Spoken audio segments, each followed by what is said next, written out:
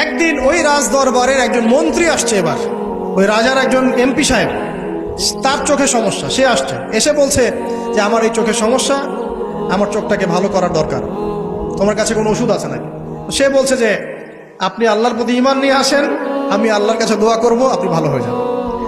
এবার সে আলহামদুলিল্লাহ ঈমান নিয়ে আনলো এবং সে ভালো হয়ে গেল। এই ভালো হয়ে যাওয়ার পরের দিন যখন সে আবার ওই পার্লামেন্টে গিয়েছে আর কি, ওদের তৎকালীন রাজদরবারে, এবার রাজা ওকে দেখে বলছে যে তোমার তো চোখ অন্ধ ছিল, কিভাবে শেফা লাভ করলো? সে বলে না কিভাবে শেফা লাভ করলো, সে বলতে চাচ্ছে না, কারণ সে আজ করছে যে বললে সমস্যা হবে। এক পর্যায়ে তাকে খুবই পিটুনি দেওয়া হচ্ছে, রিমান্ডে নিয়ে গিয়ে কঠিন মাইর দেওয়া হচ্ছে। এক পর্যায়ে সে মারের যন্ত্রণা সহ্য করতে না পারে বলে ফেললো যে ওই বাচ্চা, তার কাছে গিয়ে আমি আরোগ্য লাভ করেছি এবং সে আমাকে বলেছে যে তার রবের প্রতি ঈমান নিয়ে আসতে, তাহলে আমি শেফা লাভ করব।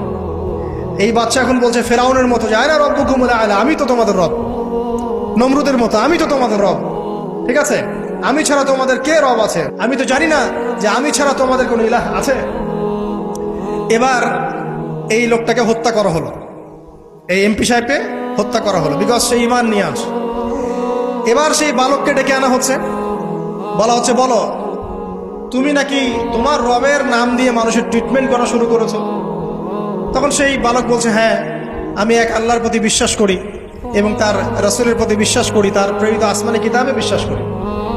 এখন রাজা বলছে আমি ছাড়া তোমাদের কোন ইলাহ আছে আমি তো জানি না। এই সৈন্যবাহিনী শোনো, এই বালককে ধরো, ধরে নিয়ে গিয়ে উঁচু পাহাড়ে নিয়ে যাও, ওখান থেকে ফেলে দাও। কথা বুঝতে পারছেন? এবার তাকে নিয়ে যাওয়া হলো, ক্রস ফায়ার দেওয়া হবে, এবার উপরে নেওয়া হয়েছে, একদম পাহাড়ের উপরে। এবার ওই বালক উপরে উঠে একটা দোয়া করছে, এই দোয়াটা সবাই শিখে নেন।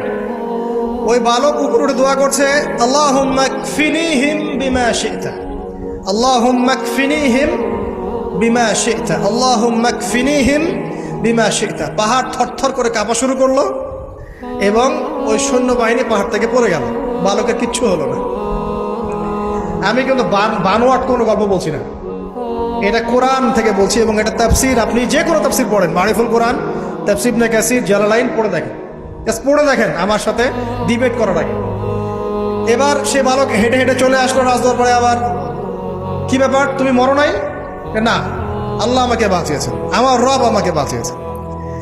আবার পাঠানো হচ্ছে আরেক দল সেনাবাহিনীকে নিয়ে, যাও এবার ওকে সমুদ্রে নিয়ে যাও, সমুদ্রের মাছ সমুদ্রে ডুবিয়ে দিবে একদম। আবার সে ওখানে গিয়ে বলল আল্লাহুম্মা কফিনিহিম বিমা শি'তা, হে আল্লাহ, অর্থ হচ্ছে হে আল্লাহ, আমার বিপক্ষে যারা আছে